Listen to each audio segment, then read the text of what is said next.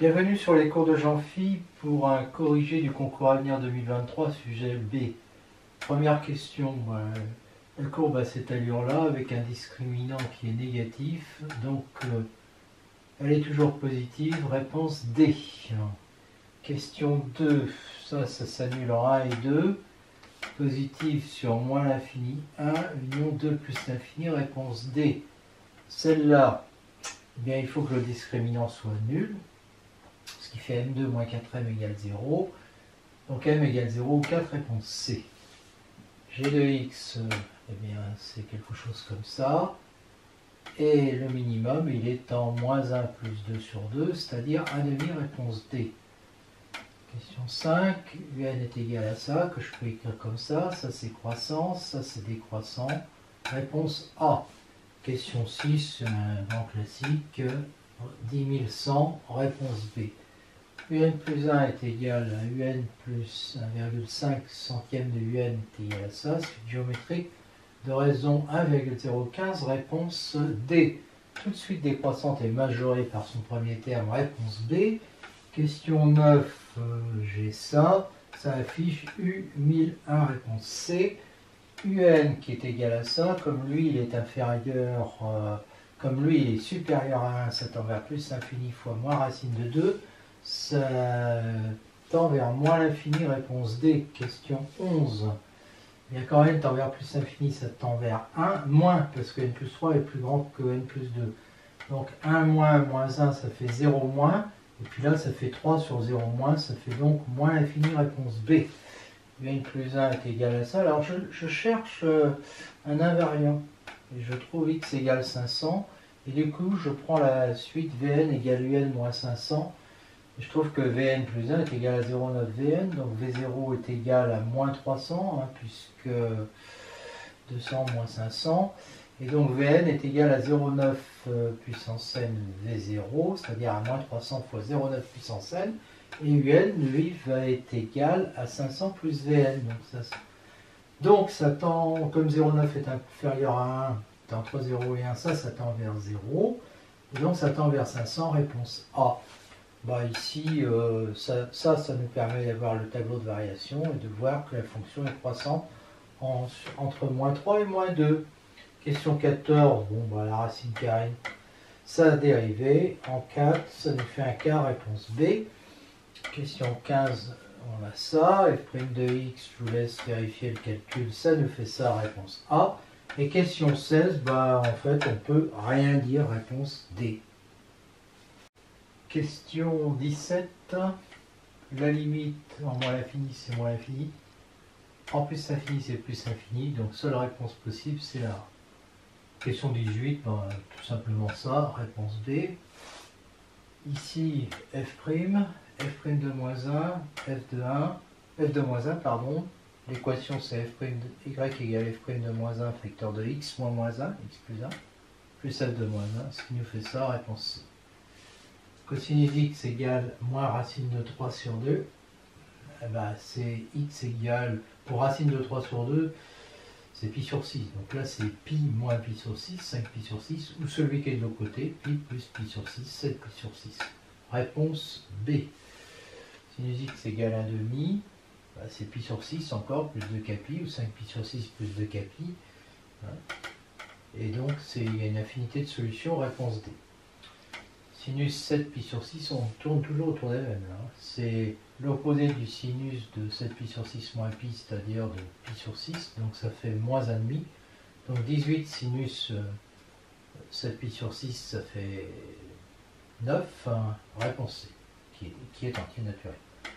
Ça, je vous laisse vérifier. Ici, il faut multiplier par moins 2, après c'est de l'autre côté. Donc ça fait moins, parenthèse, 6x moins 6. Et ça nous fait ça, exponentielle moins 2, réponse C. Question 24, pour ce cercle, c'est ça. Sauf que je ne l'ai pas dans les réponses, il y a une erreur sans doute sur il y a une erreur d'énoncé, enfin d'écriture, de réécriture. Je rappelle qu'il ne s'agit pas je n'ai pas eu en main le sujet original. Donc voilà, il y a une erreur. Question 25, avec ces 3 points, la droite y égale 2x, vecteur AB, il a ses coordonnées là. Et puis un vecteur directeur de la droite, c'est quand je prends x égale 1, je trouve y égale 2.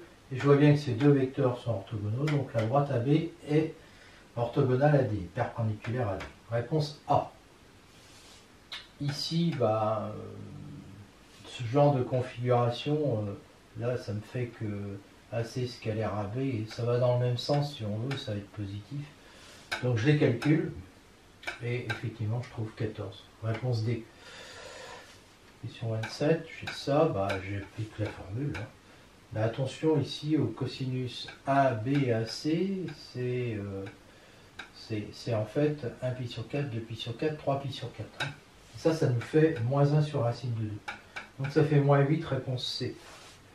Ici, alors ceux qui ne sont pas redoublants, parmi tous ceux qui ont revisé, c'est 70 sur 150.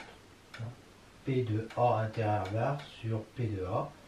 Donc ça fait 7/15e, réponse D. Question 29, on a ça. Comme ils sont indépendants, on a ça. Et on applique la formule bien connue qui nous donne 0,8 égale 0,6 plus x moins 0,6x.